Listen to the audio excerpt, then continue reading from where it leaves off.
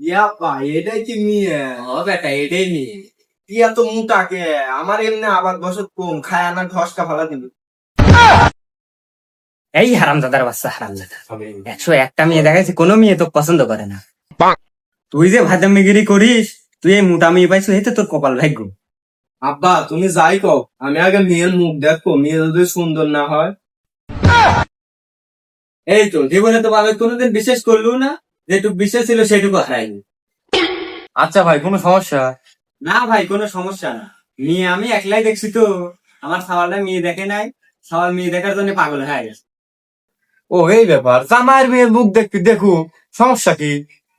মা ধরি নে, সাওয়াল ডাক নিয়ে আর পারি না, একটু ঘুমটা দেখ তো হলো, তোমার মুখটা একটু দেখি।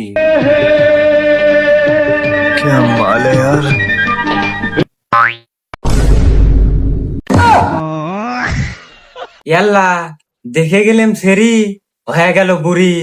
এর জন্যই তো ছেলে আমার মেয়ে দেখার জন্য পাগল হয়ে গেছে। ইয়া বা জীবন থাকতে পোলা